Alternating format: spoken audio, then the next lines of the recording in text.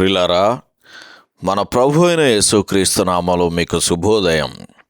ప్రతిదినం ప్రభుతో అనుదిన ఆత్మీయ ఆహారం. జూలై 10. నేటి లేఖన పఠనం మత్తయి సువార్త 6వ అధ్యాయము 1 నుండి 18 వచనాలు. నేటి ధ్యాన లేఖనం మత్తయి సువార్త 6వ అధ్యాయము 1వ వచనం.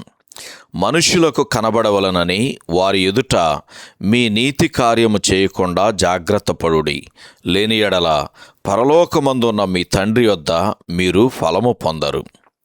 వ్యాఖ్యానాంశం ధర్మము, ప్రార్థన, ఉపవాసము. వ్యాఖ్యానాంశం ధర్మము, ప్రార్థన, ఉపవాసము.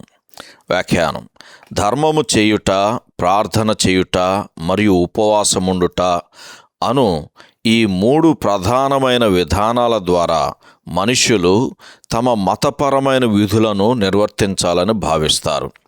ఈ కార్యాలను ఇతరులు చూడాలని చేస్తే వాటి వలన పొందవలసిన అసలైన ప్రతిఫలము స్థానములో కేవలము వారు కోరిన సంతృప్తిని మాత్రమే పొందుతారు అని యోహాను సువార్త 5వ అధ్యాయము 44వ వచనం చదివితే మనకు అర్థమవుతుంది. అయ్యో, మానవ హృదయం ఎంత మోసకరమైంది!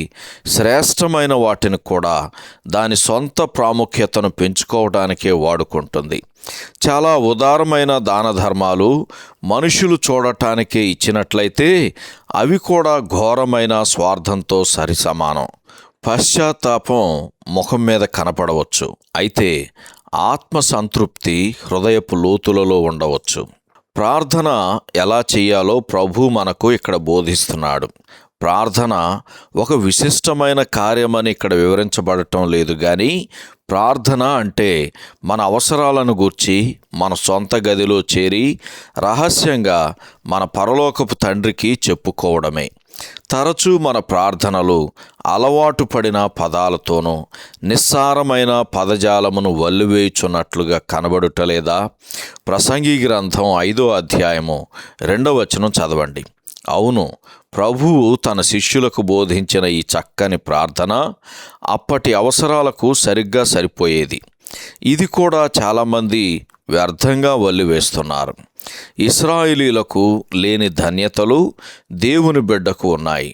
ప్రతి క్రైస్తవుడు ప్రభు అయిన యేసుక్రీస్తు నామములో ఆత్మ ద్వారా ఎప్పుడైనా కృపా సింహాసనాన్ని సమీపించవచ్చు. మరి దీనిని మనం సద్వినియోగం చేసుకుంటున్నామా? సహోదరుడు జాన్ కోక్లన్ శుభములతో వందనాలు. ఈ సందేశాలకు సంబంధించి కానీ బైబిల్కు సంబంధించి కానీ మీకేమైనా ప్రశ్నలు ఉంటే ఈ క్రింది నంబరుకు వాట్సాప్ ద్వారా పంపించండి. మీ ఆత్మీయ క్షేమాభివృద్ధి కోసం అనుభవజ్ఞుల ద్వారా జవాబులు అందించబడతాయి.